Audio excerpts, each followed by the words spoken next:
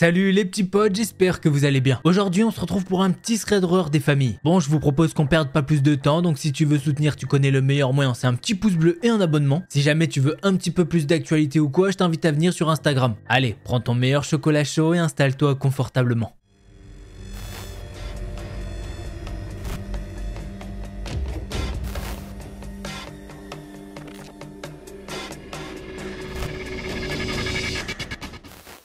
L'histoire que je vais vous raconter aujourd'hui, eh bien c'est celle de Nadia. C'est une femme de 35 ans et toute son histoire, elle commence quand elle décide de se rendre à un repas de famille pour Noël. Elle prend la route et elle a pas mal de route à faire justement. Bref, le temps semble plutôt dégagé mais il semble vraiment faire froid. Elle se met à emprunter une route et là à ce moment-là elle se dit que ça y est, normalement elle a fait le plus gros du chemin. Elle a encore une très grande route à faire et enfin elle sera à la ville voisine, à son petit village. Bon, malheureusement, petit détail qui a son importance, eh bien ça fait 30 minutes qu'il s'est mis à neiger. Donc bien évidemment un petit paysage blanc commence à se dessiner. Nadia elle décide de rouler prudemment étant donné que la nuit est tombée. En plus de ça, malheureusement elle a pas les pneus adaptés pour rouler dans la neige. Bref, elle s'est engagée sur cette route il y a un petit moment maintenant. Et justement, elle sait que cette grande route, eh ben, elle doit faire quoi? À peu près 2 heures. Sauf qu'à un moment, dans sa chance, eh bien, sa voiture, elle commence à faire un bruit assez bizarre. La voiture s'est même mise à saccader et à un moment, elle s'est arrêtée. Là, Nadia, elle se dit merde, c'est pas du tout le moment de tomber en panne, me fais pas ça maintenant, en plein milieu d'une route déserte entourée de la forêt des deux côtés. Elle attend un peu dans la voiture pour voir si elle ne redémarre pas.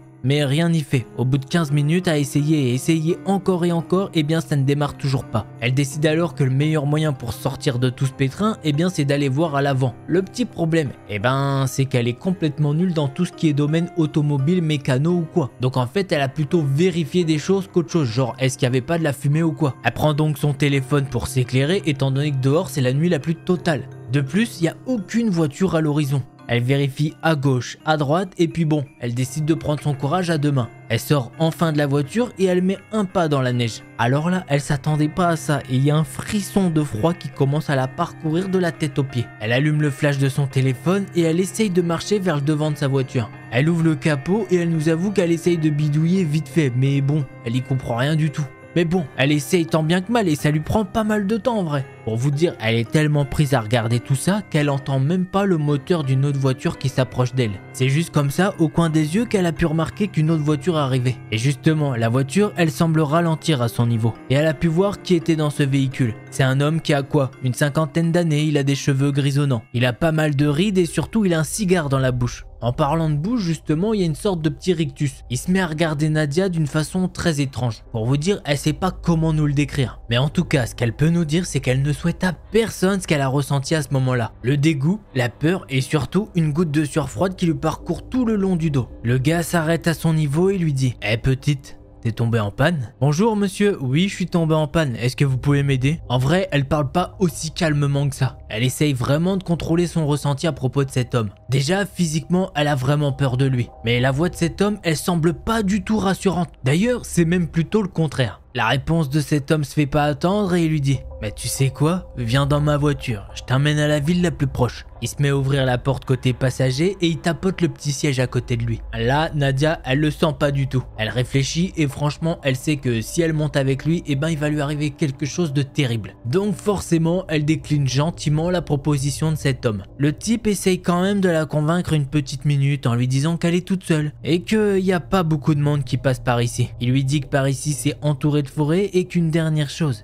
elle n'aura surtout pas de réseau. Nadia, elle se dit putain mais qu'est-ce que je suis bête, j'ai même pas essayé d'appeler quelqu'un. Nadia, elle répond quand même à cet homme que non, c'est pas la peine, elle veut pas monter avec lui et surtout ne pas le déranger. L'homme, il semble agacé, il va même se mettre à jeter son cigare et il lui dit « Bah tu sais quoi, t'as qu'à crever ici. Si on retrouve ton cadavre, eh bien moi je danserai en ton honneur. » Là, pas un mot de plus de la part de cet homme et il se met à conduire de nouveau. Nadia, quant à elle, elle est toujours sous le choc de ce qu'il vient de lui dire. Elle reste comme ça pendant quoi, 30 secondes et elle se retourne pour voir si l'homme est bien parti. Mais bon, avec toute cette neige qui tombe, eh bien elle voit pas très loin. Et de ce qu'elle arrive à voir, oui, il n'y a plus la voiture de cet homme. Et surtout, elle arrive à le savoir avec une chose, l'odeur en fait. Puisque oui, la voiture de ce gars, elle puait. En plus de ça, cet homme lui donnait pas du tout confiance. Il avait des dents et une haleine pas très ouf. De là où elle était, elle pouvait carrément le sentir. Elle nous dit qu'en plus de ça, bah il avait un sourire et un regard de tueur. Rien que d'y repenser, ça lui donne des frissons. Bref, elle rentre dans sa voiture et elle essaye d'appeler quelqu'un. Mais malheureusement, c'est impossible. Ce gars avait vraiment raison, il n'y a pas de réseau ici. Elle essaye donc de sortir du véhicule pour voir si aux alentours il n'y aurait pas du réseau ou quoi. Mais malgré quelques petites recherches, eh bien non, elle n'en trouve pas. Là, Nadia a pu remarquer que le vent il commence à se lever en plus de la neige et avec les arbres qui bougent, la neige qui tombe. Tout ça réuni, ça donne vraiment une vision apocalyptique. Elle décide donc de remonter dans sa voiture et d'attendre voir s'il n'y aurait pas une autre voiture qui passerait. Elle attend 30 minutes, rien. 1 heure, toujours rien. Et Nadia, normalement, de base, elle est pas très patiente. Donc là, elle décide que ça y est, ça en est trop. Elle décide donc de marcher ce qui lui reste à faire à pied. Et comme ça, elle pourra aller à la ville la plus proche. Elle va mettre des vêtements très chauds car heureusement, elle avait un sac dans sa voiture avec des vêtements. D'ailleurs, c'est pas la seule chose qu'il y avait dans son coffre. Avec elle, elle a décidé de prendre une sorte de barre de fer. Puisque oui, elle s'est dit que quitte à prendre ce risque ou quoi de traverser toute seule, eh bien autant avoir un petit peu de protection. Bon, elle nous dit que sa sorte d'arme, elle fait quoi, 20 cm à peu près. La dernière chose qu'elle prend surtout avec elle, eh bien c'est son téléphone. Puisque avec le flash, il va lui servir de lampe torche. Elle s'aventure alors dans la neige et le froid. Le vent souffle énormément, ce qui fait bouger les arbres comme pas possible.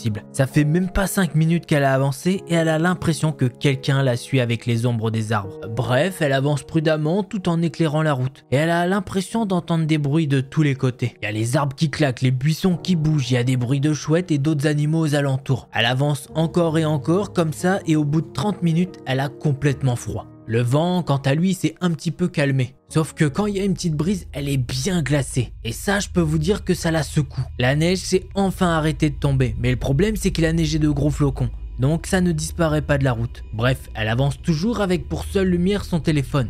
Le truc plutôt cool, c'est que comme le vent s'est un petit peu calmé, eh bien les arbres ont arrêté de bouger. Mais ça, c'était la partie cool, étant donné que maintenant, elle peut entendre comme des bruits de pas. Ce qui fait que forcément, eh bien elle a peur. Puisque être seule au beau milieu de la route sans personne et entourée de forêt, c'est complètement effrayant. Elle sursaute à chaque bruit qu'elle entend. Le truc, c'est que depuis un moment, elle a l'impression que quelqu'un la regarde, la surveille ou la suit carrément. Sauf que bon, Nadia, elle essaye de relativiser. Elle se dit que c'est sûrement des animaux ou bien encore que c'est son imagination qui lui joue des tours. Elle avance et au bout de 5 minutes, elle entend toujours des bruits de pas. Elle se retourne et elle dit d'une voix assez faible: « Il y a quelqu'un ?» Bien évidemment, il n'y a pas de réponse. Elle le dit donc alors d'une voix un petit peu plus forte. « Il y a quelqu'un ?» Pour pas changer, il n'y a pas de réponse. Elle se dit donc que bon, bah ça doit être un animal. Bref, elle continue sa route et là, au bout de 2 minutes, elle entend encore des bruits de pas qui marchent dans les bois. Elle décide donc de mettre son flash en direction des bois et elle regarde pour voir s'il n'y a pas un animal ou quoi. Mais à première vue, elle voit rien du tout. Rebelote, elle commence à marcher. Et 5 minutes plus tard, elle sent toujours qu'elle est observée et elle entend toujours des bruits de pas. Là, elle décide alors d'échafauder un petit plan. Elle va continuer à marcher et à un moment, eh bien, elle va mettre son flash de téléphone directement vers la forêt. Elle marche un peu et d'un coup, elle compte dans sa tête 1,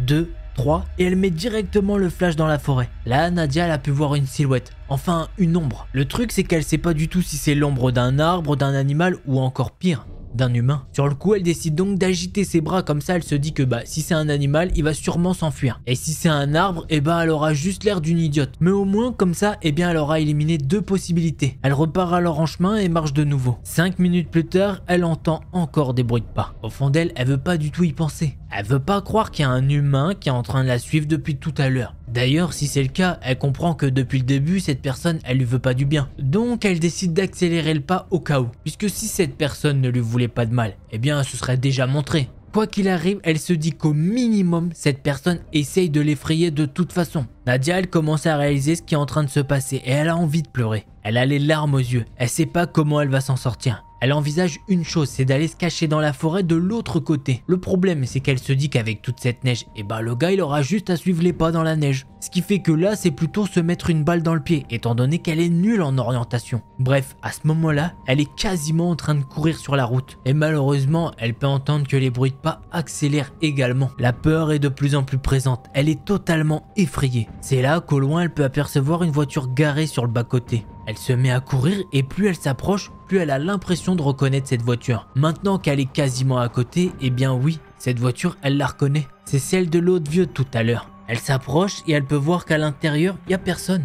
Elle regarde également autour et non, il n'y a toujours personne. Elle se met donc à crier pour la dernière fois. « Y a quelqu'un ?» Bon, Nadia elle tend l'oreille pour entendre une réponse qui n'arrivera jamais. Là, notre chère Nadia, elle est totalement désemparée, elle sait pas quoi faire. Du coup, elle décide d'essayer d'ouvrir la voiture. Sauf que malheureusement, eh bien il y a une alarme sur la voiture. En entendant ça, ça la fait paniquer et elle regarde un petit peu à gauche à droite. Là, d'un coup, un homme sort de la forêt. En le voyant, Nadia elle recule un petit peu et surtout elle se met à mettre sa barre de fer en évidence. Elle regarde cet homme et elle lui crie dessus. « Mais d'où tu sors comme ça toi? C'est toi qui me suis depuis tout à l'heure ?» L'homme il répond pas. Le seul truc qu'il fait, c'est avoir un sourire sadique sur le visage. Elle nous dit que vraiment, le sourire de ce gars est diabolique. Elle recule de plus en plus et l'homme il s'avance d'un pas assez lent. Elle décide de faire le tour de la voiture, comme ça au moins il y a quelque chose entre eux deux. Là, Nadia elle se décide enfin à lui crier. « Mais qu'est-ce que tu veux à la fin ?» L'homme il dit toujours rien et il avance vers elle. À force, il se met même à accélérer le pas. Pendant ce temps-là, Nadia elle essaye toujours de le distancer en restant à proximité de la voiture. Puisque à ce moment-là, elle a le sentiment que s'il l'attrape, c'est mort pour elle. Sauf qu'à force de tourner encore autour du véhicule, eh bien il commence à rattraper Nadia. Et ça, elle peut rien y faire. Il tourne toujours autour du véhicule et le sourire diabolique ne disparaît pas du visage de cet homme. Il va juste s'arrêter un moment et sortir de sa poche un cigare. Il l'allume et il se met à dire à la femme « Ah, les choses sérieuses vont commencer. J'aime quand c'est effrayé. » Nadia, sur le moment, elle comprend pas trop les mots de ce gars. Elle est plus en train de réfléchir à une technique qui est risquée, puisque clairement, c'est qui tout double. De toute façon, elle sait que si elle fait rien, eh bien elle va sûrement mourir. Elle tourne toujours autour de la voiture et lui tourne également, mais cette fois-ci encore plus vite que tout à l'heure. Il se met vraiment à courir après elle et c'est là qu'elle va décider de mettre son plan en action. De son côté, en une fraction de seconde, elle va décider d'arrêter de s'enfuir et plutôt courir vers lui. Elle va lui mettre son plus gros coup de barre de fer dans la tête. Heureusement, l'homme il semble complètement sonné. Sauf que ça semble pas suffire étant donné qu'il va se mettre à prendre la main de Nadia et dire « Ça y est, je t'ai attrapé ». Là, il va se mettre à la tirer de toutes ses forces pour l'emmener dans la voiture. Et elle essaye de se débattre bien évidemment. Sauf qu'elle nous dit qu'avec toute la neige autour, eh bien c'est hyper chiant. Là, la seule solution qu'elle a trouvée, alors attention les gars, ça va faire un petit peu mal, eh bien c'est de lui mettre son plus gros coup de pied dans les parties intimes. Alors là, la technique elle fonctionne directement et l'homme il tombe au sol. Alors là, Nadia elle attend pas que le gars se relève, elle le tape de toutes ses forces avec sa barre et en même temps elle lui donne même des coups de pied. Sauf que petit problème, à un moment, l'homme il arrête de bouger. Elle sort un petit peu de sa rage folle et là elle peut voir qu'au niveau de la tête de l'homme, eh bien il y a du sang qui coule. En plus de ça, l'homme il a arrêté de bouger mais net. Nadia elle se met vraiment à paniquer et elle se dit « Oh mon dieu, j'ai tué quelqu'un. Putain, j'ai tué quelqu'un !» Elle veut en avoir le cœur net et elle décide de voir s'il respire. Et oui, il respire encore. Là, elle se calme un petit peu et elle essaye de le fouiller pour voir s'il n'a pas les clés du véhicule. Elle va chercher pendant une minute ou deux et c'est la panique la plus totale pour elle. Elle est dans le noir, elle est juste éclairée par la lune. Puisque son téléphone, autant vous dire qu'elle sait pas du tout où il est avec toute cette bagarre. Elle arrive enfin à trouver les clés et elle déverrouille la voiture. Elle met le contact et elle commence à rouler. Elle est complètement dans l'incompréhension. L'adrénaline parcourt tout son corps. Elle arrive enfin à la ville la plus proche et va directement au commissariat et elle leur explique ce qui s'est passé. Nadia elle leur explique assez rapidement la situation et heureusement les policiers eh bien ils semblent réactifs. En gros ils lui disent dis-nous où c'est et nous on va directement se rendre sur place. Nadia elle leur donne quasiment l'emplacement, la première borne qu'elle a pu trouver après cette barrette tout ça. Les policiers ils lui ont dit que eux ils y allaient maintenant illico presto. Par contre quant à elle, elle devait rester ici étant donné qu'elle était sous le choc. Sauf que quelques temps après les policiers ils sont revenus et lui ont dit qu'ils ont trouvé personne là-bas. Mais qu'effectivement ils pensent que son histoire est vraie étant donné qu'ils ont pu voir l'énorme tache de sang. Ce qui en soi était cool étant donné que ça leur a fait une preuve. Ils ont pu faire des analyses de ce sang ainsi que des prélèvements dans le véhicule. En plus de tout ça, ils n'ont pas dû faire d'énormes recherches étant donné que dans le coffre de cette voiture, il y avait une pelle et une hache. Ce qui veut pas dire grand chose non plus, mais c'est pas hyper commun. Mais ce qui va donner le coup de grâce, ce sont les empreintes et les analyses de sang. C'est celle d'un gars qui est recherché pour meurtre et abus physique. Le problème de toute cette histoire, eh bien c'est que le gars n'a pas été trouvé pour l'instant. Après cet événement, Nadia elle s'est rendue au repas de famille, mais autant vous dire que c'était le pire de toute sa vie. Et de toute façon, elle aura stipulé que elle mettrait plus jamais les pieds ici. Donc les prochains événements comme ça, eh bien ça se passera chez elle. Voilà, c'est ainsi que se termine cette histoire. C'est une histoire de fou qui en plus aurait pu encore plus mal se passer pour Nadia ou quoi. Imaginez que le gars soit mort ou quoi, eh bien peut-être qu'elle-même sera allée en prison. Puisque oui, c'est de la légitime défense, mais on sait jamais avec la loi. Hein. Et ben en tout cas les petits potes, j'espère que vous avez aimé cette histoire. Si c'est le cas, vous connaissez un petit pouce bleu et un abonnement, ça fait très plaisir. D'ailleurs on va faire un petit truc, si vous êtes encore là, vous m'écrivez dans les commentaires forêt. Comme ça, je peux voir ceux qui sont encore là jusqu'à la fin. Et ça fait plaisir. Merci à vous. Bon, si jamais t'en veux encore, je t'invite à aller voir une de ces 2 vidéos là. En attendant la prochaine vidéo, portez-vous bien. Tchuss les petits potes.